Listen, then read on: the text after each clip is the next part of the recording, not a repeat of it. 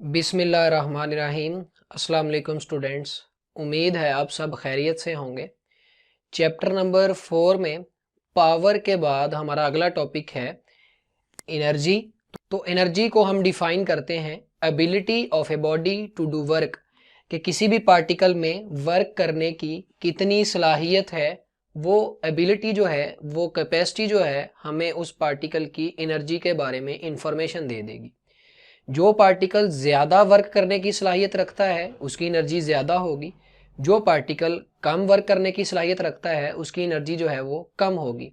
Students, energy की हमारे पास बहुत सारी टाइप्स हैं, जिनमें light energy, sound energy, heat energy और भी बहुत सारी हमारे पास टाइप्स हैं। लेकिन अगर हम मैकेनिकल एनर्जी की बात करें तो मैकेनिकल एनर्जी की दो टाइप्स हैं हमारे पास। एक है काइनेटिक एनर्जी और दूसरी इसकी टाइप हमारे पास है पोटेंशियल एनर्जी। तो आज हम काइनेटिक एनर्जी और पोटेंशियल एनर्जी को डिस्कस करेंगे। तो काइनेटिक एनर्जी की बात करते हैं। स्टूडेंट्स, अगर एक पार्टिकल रेस्ट की कंडीशन में है तो हम ये कहेंगे कि उस पार्टिकल के पास एनर्जी नहीं है, और अगर वो पार्टिकल मूव करता हुआ आ रहा है तो वो अपने रास्ते में आने वाले किसी भी ऑब्जेक्ट पर फोर्स लगा सकता है। उसकी रीज़न ये है कि जब ये पार्टिकल मूव करके आ रहा है तो इसके पास एक एनर्जी आ जाएगी। फॉर एग्जांपल, अगर बुलेट है, बुलेट अगर रेस्ट की कंडीशन में पड़ी है तो वो हमारे लिए डेंजरस नहीं है, लेकिन अगर बुलेट मूव करती हुई आ रही है तो वो हमें नुकसान पहुंचा सकती है। यानी उसके मोशन की वजह से वो वर्क कर सकती है, वो एनर्जी प्रोवाइड कर सकती है उस पार्टिकल को जो उसके रास्ते में आएगा। तो कोई भी पार्टिकल अगर मूव कर रहा हो तो उसकी मोशन की वजह से उसके पास जो एनर्जी होती है उसे हम काइनेटिक एनर्जी बोलते हैं। तो काइनेटिक एनर्जी को हम डिफाइन करेंगे, energy possessed by a body due to its motion, कि किसी भी पार्टिकल की मोशन की वजह से उसके पास जो एनर्जी होती है उसे हम काइनेटिक एनर्जी बोलते हैं। काइनेटिक एनर्जी का फार्मूला स्टूडेंट्स आप जानते हैं, होता है 1/2 mv²। यहाँ m हमारे पास उस पार्टिकल का मैस है जो मूव कर रहा है, और v हमारे पास उस पार्टिकल की वेलोसिटी है जिस वेलोसिटी से वो पार्टिकल मूव करता है।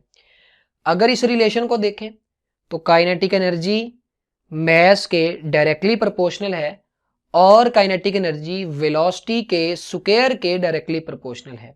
यानी अगर एक ऑब्जेक्ट है उसका मैस है 2 kg और एक दूसरा ऑब्जेक्ट है उसका मैस है 4 kg, दोनों सेम वेलोसिटी के साथ मूव कर रहे हैं, यानी मैं वेलोसिटी कांस्टेंट कर दी है, दोनों की सेम कर दी है, मैस डिफरेंट है। तो जिसका मैस स्टूडेंट ज़्यादा होगा, जिसका मैस ज़्यादा होगा वो अपने रास्ते में आने वाले ऑब्जेक्ट पर ज़्यादा फोर्स लगाएगा, यानी कि उसकी एनर्जी ज़्यादा होगी।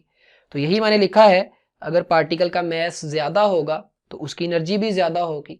लेकिन अगर हमारे पास दो पार्टिकल हैं, दोनों का मैस सेम है, लेकिन एक 10 मीटर पर सेकेंड वेलोसिटी से जा रहा है, दूसरा 20 मीटर पर सेकेंड वेलोसिटी से जा रहा है, तो स्टूडेंट्स आप समझ गए होंगे, जो पार्टिकल ज़्यादा तेज़ी से मूव करेगा वो अपने रास्ते में आने वाले ऑब्जेक्ट पर ज़्यादा फोर्स लगा सकता है, यानी ज़्यादा वेलोसिटी की वजह से पार्टिकल के पास ज़्यादा काइनेटिक एनर्जी होगी।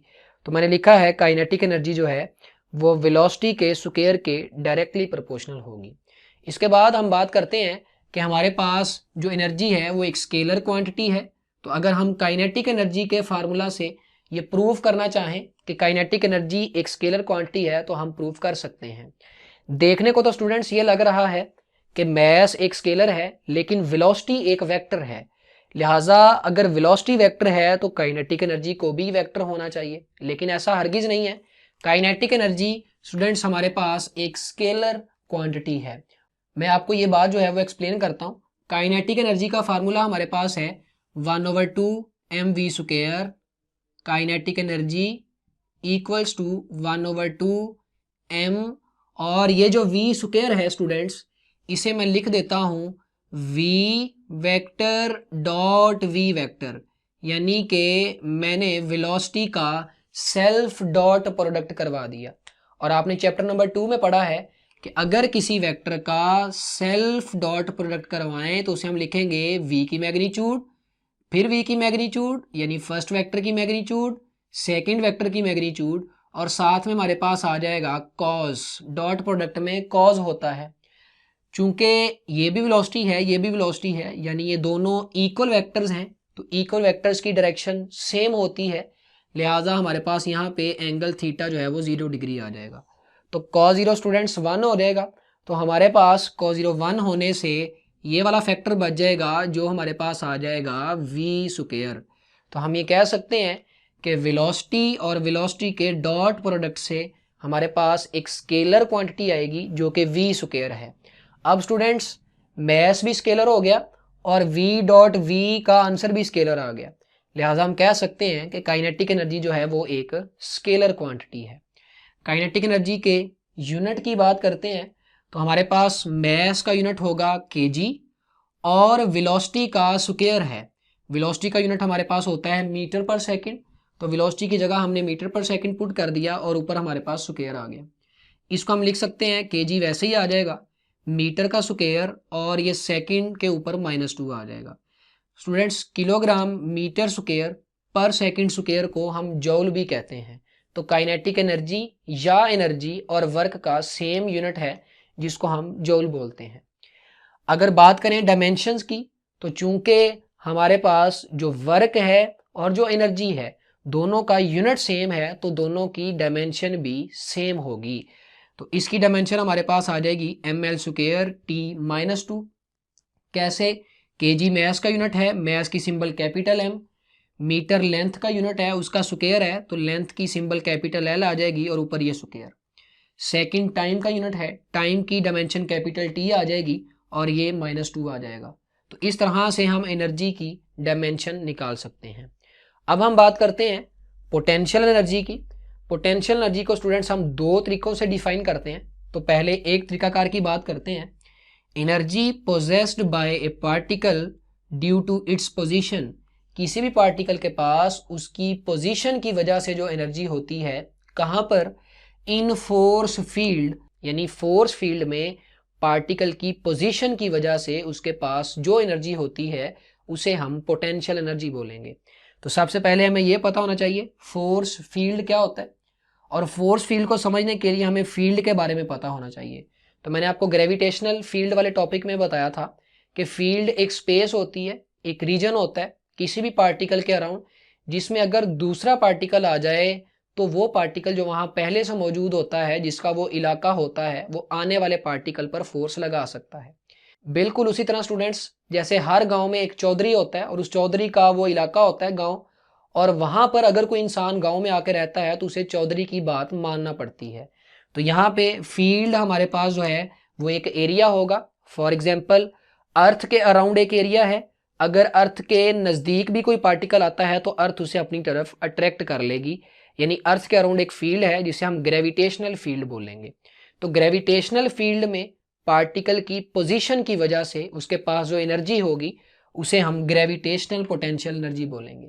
इसी तरह अगर हमारे पास एक चार्ज है और ये एक दूसरा चार्ज इस चार्ज के इलेक्ट्रिक फील्ड में आ जाता है, तो ये पहले से मौजूद चार्ज या तो इस रेड वाले चार्ज को अपनी तरफ खींच लेगा या इसको रिपेल कर देगा, यानी कि ये ब्लैक वाला चार्ज इस रेड वाले चार्ज पर फोर्स तब लगाएगा जब ये रेड वाला चार्ज इस ब्लैक वाले चार्ज के फील्ड में आएगा। तो इलेक्ट्रिक फील्ड में पोजीशन की वजह से चार्ज के पास जो एनर्जी होती है उसे हम इलेक्ट्रिकल पोटेंशियल एनर्जी बोलते हैं। सिमिलरली अगर एक मैग्नेट के नज़दीक आयरन आ जाए, लोहा आ जाए, तो मैग्नेट उस आयरन को अट्रैक्ट कर लेगा, तो वहाँ पे हमारे पास जो पोटेंशियल एनर्जी होगी उसे हम मैग्नेटिक पोटेंशियल एनर्जी बोलेंगे। तो जो हमारे पास ग्रेविटेशनल पोटेंशियल एनर्जी होती है ये ग्रेविटेशनल फील्ड में होती है।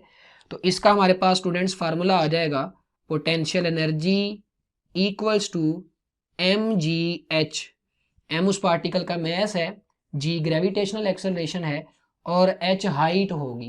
यानी फर्ज करें हम इस पार्टिकल को यहाँ से उठाकर यहाँ पर ले आते हैं, तो इस पॉइंट से लेकर यहाँ तक ये जो डिस्टेंस है इसको हम हाइट बोलेंगे। ये हाइट ग्रेविटेशनल फील्ड में है, इस हाइट की वजह से इस पार्टिकल के पास ये पोटेंशियल एनर्जी होगी जो कि ग्रेविटेशनल पोटेंशियल एनर्जी है। इसी तरह आप सेकेंड ईयर में जाके इलेक्ट्रिकल पोटेंशियल एनर्जी का फार्मूला पढ़ेंगे।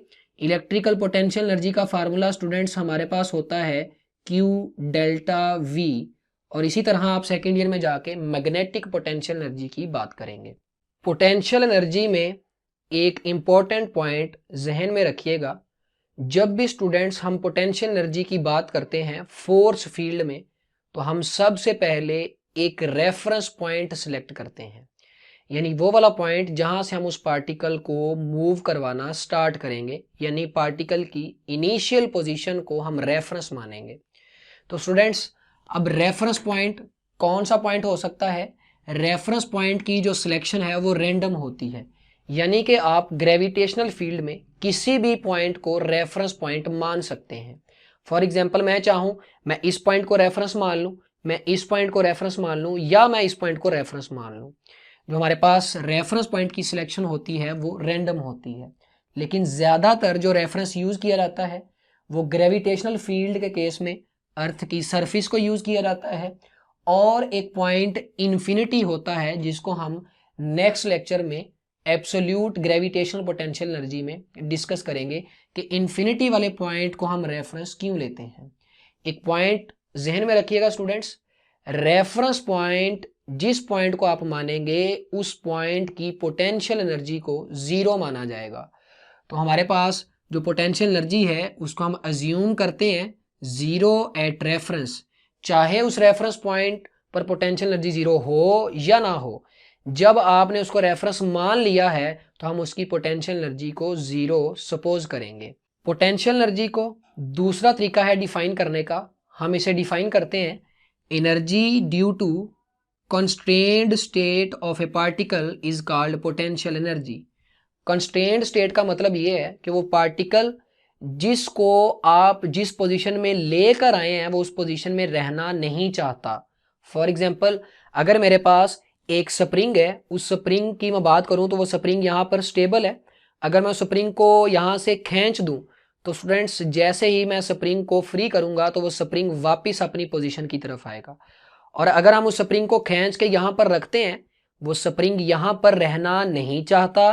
तो इस पॉइंट पर होने की वजह से उस स्प्रिंग में जो एनर्जी होगी वो पोटेंशियल एनर्जी होगी, और वो कंस्ट्रेंड स्टेट की वजह से है। तो स्प्रिंग के केस में हमारे पास जो पोटेंशियल एनर्जी होती है उसे हम इलास्टिक पोटेंशियल एनर्जी बोलते हैं। अब स्प्रिंग में कितनी पोटेंशियल एनर्जी आएगी, हम यहाँ से यहाँ तक फॉर एग्जांपल स्प्रिंग को लेकर जाते हैं, जितना हम उस पर वर्क करेंगे वही वर्क उसकी पोटेंशियल एनर्जी बन जाएगा। बिल्कुल उसी तरह जैसे हम अर्थ की सरफेस से अगर एक पार्टिकल को यहाँ से उठा के यहाँ ले आए तो हमें वर्क करना पड़ेगा, यही वर्क उस पार्टिकल में पोटेंशियल एनर्जी बन के स्टोर हो जाएगा। लास्ट पे हम काइनेटिक एनर्जी और मोमेंटम को रिलेट करते हैं, जहां से बहुत सारे एमसीक्यूज बनते हैं। तो स्टूडेंट्स, काइनेटिक एनर्जी का रिलेशन हमारे पास है 1/2 mv²। मैंने इस रिलेशन को मैथ से मल्टीप्लाई भी कर दिया और डिवाइड भी कर दिया, यह भी आपको समझ आ जाएगी कि ऐसा क्यों किया है। ये m और ये m मिलकर m² हो जाएंगे, तो हमारे पास आ जाएगा 1/2 m²v², और डिवाइड वाला m जो है उसको मैंने वैसे ही लिख लिया। अब हमें पता है मोमेंटम mv के इक्वल होता है, लिहाजा मैं इस mv की जगह पे मोमेंटम लिख सकता हूँ। तो ये mv का स्क्वायर है दोनों का, यानी इस वाले फैक्टर को हम ऐसे भी लिख सकते हैं mv का होल स्क्वायर, और mv हमारे पास क्या है, मोमेंटम। तो मैं अगर यहाँ पे मोमेंटम पुट कर दूंगा तो हमारे पास आ जाएगा p का स्क्वायर। तो 1/2 वैसे ही आ गया, इसकी जगह हमारे पास आ जाएगा p², और डिवाइड में हमारे पास ये m आ जाएगा। तो ये काइनेटिक एनर्जी और मोमेंटम का आपस में रिलेशन है। फॉर एग्जांपल, अगर इस रिलेशन को देखें तो काइनेटिक एनर्जी और मोमेंटम का आपस में डायरेक्ट रिलेशन है, और काइनेटिक एनर्जी मोमेंटम के स्क्वायर के डायरेक्टली प्रोपोर्शनल है। यानी अगर पार्टिकल का मोमेंटम डबल हो जाता है तो इधर से काइनेटिक एनर्जी जो है वो 4 टाइम्स इंक्रीज कर जाएगी, क्योंकि मोमेंटम का स्क्वायर है। तो जब डबल करेंगे तो 2 का स्क्वायर जो है वो 4 हो जाएगा, तो काइनेटिक एनर्जी जो है वो 4 टाइम्स इंक्रीज कर जाएगी। तो यहाँ पे P हमारे पास आ जाएगा उस पार्टिकल का मोमेंटम, और M हमारे पास उस पार्टिकल का मैस होगा। तो ये पूरा टॉपिक हमारे पास शॉर्ट क्वेश्चंस का है। इसमें एनर्जी के बारे में आपसे पूछ सकता है, काइनेटिक एनर्जी की बात कर सकता है, पोटेंशियल एनर्जी की बात कर सकता है। तो ये शॉर्ट क्वेश्चंस जो हैं इनको बोर्ड पॉइंट ऑफ व्यू से आप अच्छे तरीके से प्रिपेयर कीजिएगा। नेक्स्ट हमारे पास है वर्क एनर्जी प्रिंसिपल, यानी हम वर्क डन को एनर्जी के साथ रिलेट करेंगे। तो वर्क एनर्जी प्रिंसिपल को हम किस तरह से डिफाइन करते हैं, हम इसकी स्टेटमेंट लिखते हैं, work done on a body के किसी भी पार्टिकल पर अगर हम वर्क करें तो वो इक्वल होगा चेंज इन काइनेटिक एनर्जी, यानी जिस पार्टिकल पर जितना वर्क किया जाएगा उतना ही उस पार्टिकल की काइनेटिक एनर्जी में चेंज आएगा। इसी तरह हम ये कह सकते हैं work done on a particle is equal to change in its potential energy. Students, जो वर्क है वो एनर्जी को ही चेंज करेगा। अगर तो वो इस तरह से हो रहा हुआ कि वो वेलोसिटी को चेंज कर रहा हुआ वर्क, तो काइनेटिक एनर्जी चेंज हो जाएगी। और अगर वर्क जो है वो पार्टिकल की पोजीशन को चेंज कर रहा हुआ तो फिर वर्क की वजह से पार्टिकल की पोटेंशियल एनर्जी चेंज हो जाएगी। तो इसे हम वर्क एनर्जी प्रिंसिपल कहते हैं। अगर हम काइनेटिक एनर्जी के पॉइंट ऑफ व्यू से इसको प्रूव करें तो फर्ज करें हमारे पास एक पार्टिकल है जिसका मैस m है और वो पार्टिकल इनिशियली एक वेलोसिटी vi के साथ मूव कर रहा है। अगर उस पार्टिकल पर एक फोर्स लगे तो न्यूटन का फर्स्ट लॉ हमें यह बताता है कि पार्टिकल पर जब फोर्स लगती है तो उसकी वेलोसिटी चेंज हो जाती है। और सेकंड लॉ में हम ये पढ़ते हैं कि वेलोसिटी चेंज होने से यानी फोर्स लगने से पार्टिकल में एक्सेलरेशन प्रोड्यूस हो जाता है। तो अगर उस पार्टिकल पर डिस्टेंस d तक फोर्स लगती रहे तो उस फोर्स की वजह से उस पार्टिकल की वेलोसिटी चेंज हो जाएगी, जिसको हम vf से रिप्रेजेंट कर सकते हैं, यानी फोर्स लगने के बाद पार्टिकल की ये वेलोसिटी जो है वो फाइनल वेलोसिटी है। तो अगर हम इक्वेशन ऑफ मोशन यूज़ करें, थर्ड इक्वेशन ऑफ मोशन, तो वो हमारे पास होगी 2as। एस हमारे पास डिस्टेंस होता है, यहाँ पे हमने बात की है कि फोर्स डिस्टेंस d तक लगती है, तो मैं s को यहाँ d से रिप्लेस कर सकता हूँ। और राइट साइड पे हमारे पास आ जाएगा vf square minus vi square. यहाँ से d को एक साइड पर रख लिया, 2a इधर चला गया, जाके डिवाइड हो जाएगा, तो हमारे पास इक्वेशन आ जाएगी 1/2a into vf square minus vi square. इसको इक्वेशन 1 कह लें। अब अभी मैंने आपको बताया न्यूटन का सेकेंड लॉ ये कहता है कि अगर किसी पार्टिकल का मैस m है, उस पार्टिकल पर फोर्स लगे तो उसी फोर्स की डायरेक्शन में उस पार्टिकल में एक्सेलरेशन प्रोड्यूस हो जाएगा। तो न्यूटन सेकेंड लॉ हमारे पास आ जाएगा F is equal to ma। अब हम इक्वेशन 1 और इक्वेशन 2 को मल्टीप्लाई कर देते हैं, वो इसलिए ताकि हम वर्क डन फाइंड कर सकें कि इस फोर्स की वजह से पार्टिकल पर कितना वर्क हुआ है। और आपको पता है वर्क डन में फोर्स और डिस्प्लेसमेंट की मैग्नीट्यूड को हम मल्टीप्लाई करते हैं। तो ये है डिस्प्लेसमेंट की मैग्नीट्यूड यानी डिस्टेंस, और ये हमारे पास है फोर्स की मैग्नीट्यूड। तो इन दोनों को मल्टीप्लाई करवाएंगे तो हमारे पास वर्क डन आ जाएगा। इसलिए हमने इक्वेशन 1 और 2 को मल्टीप्लाई करवा दिया, तो लेफ्ट हैंड साइड हमारे पास आ जाएगी F into D equals to, इस इक्वेशन की राइट हैंड साइड हमारे पास आ गई ma, और इसको हमने मल्टीप्लाई करवा दिया इक्वेशन 1 की राइट हैंड साइड के साथ। तो इक्वेशन 1 की राइट हैंड साइड हमारे पास ये आ जाएगी 1/2a into vf square minus vi square. यहाँ से a और a आपस में कैंसिल हो जाएंगे। इस m को अगर हम अंदर मल्टीप्लाई कर दें तो वो हो जाएगा mvf square minus mvi square, और अगर 1/2 भी साथ में मल्टीप्लाई कर दें तो हमारे पास आ जाएगा 1/2, इसके साथ भी आ गया, मैस भी इसके साथ आ गया, और ये बन गया 1/2 mvf स्क्वायर। इसी तरह ये हमारे पास आ जाएगा 1/2 mvi स्क्वायर। तो हमने डिस्कस किया था कि काइनेटिक एनर्जी होती है 1/2 mv स्क्वायर, अगर वेलोसिटी चेंज हो तो काइनेटिक एनर्जी भी चेंज हो जाती है। तो यहाँ ये जो काइनेटिक एनर्जी है ये फाइनल वेलोसिटी की वजह से है, और ये जो काइनेटिक एनर्जी है ये इनिशियल वेलोसिटी की वजह से है। तो ये हमारे पास आ गई पार्टिकल की फाइनल काइनेटिक एनर्जी, और 1/2 mvi स्क्वायर हमारे पास पार्टिकल की इनिशियल काइनेटिक एनर्जी आ जाएगी। तो फाइनल काइनेटिक एनर्जी में से इनिशियल काइनेटिक एनर्जी को माइनस कर दें तो हमारे पास चेंज इन काइनेटिक एनर्जी आ जाएगा।